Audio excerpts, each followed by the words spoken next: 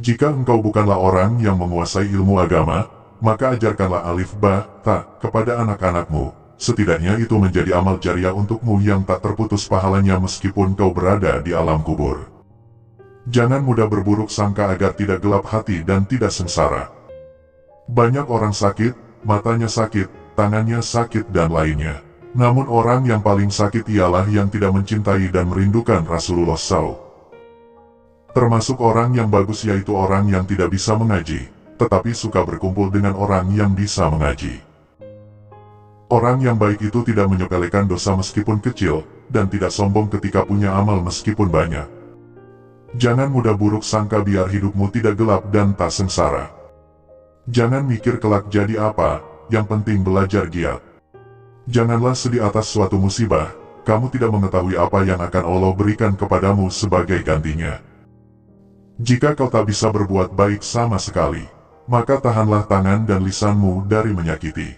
Setidaknya itu menjadi sedekah untuk dirimu. Jika kemarin kamu berbuat kesalahan, maka hari ini hapuskanlah dengan berbuat kebaikan.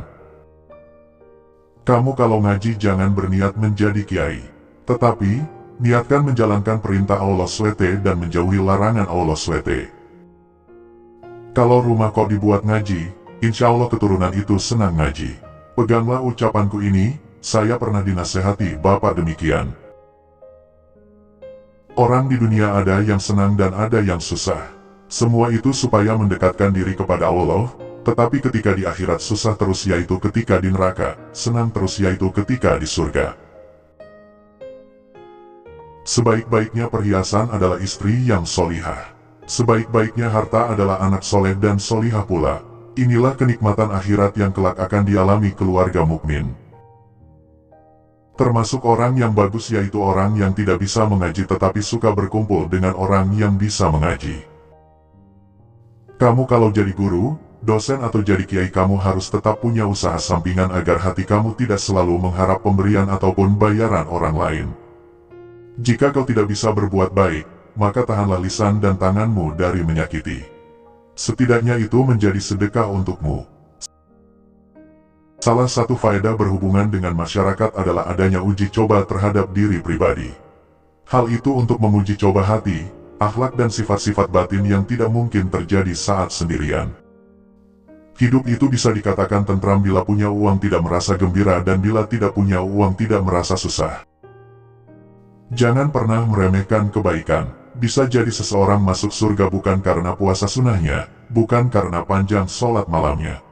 Tapi, bisa jadi karena akhlak baiknya dan sabarnya ia ketika musibah datang melanda. Biar bagaimanapun perbedaannya, manusia tetap bisa disatukan walaupun agamanya berlainan. Kekalahan seorang santri ialah ketika ia mulai kehilangan rutinitas wiridannya. Ilmu itu nomor 2, dan nomor 1-nya ialah amal.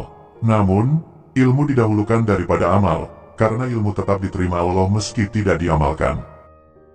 Perlu kita memahami dan menegaskan bahwa, saya ini Indonesia, entah asalnya dari Arab, entah dari China, entah dari India atau yang lainnya.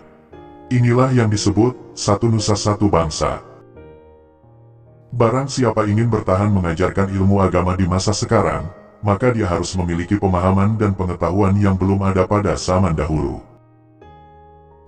Jika memilih istri itu yang tidak terlalu mengerti dunia, karena seberapa anakmu soleh, tergantung seberapa soleha ibunya.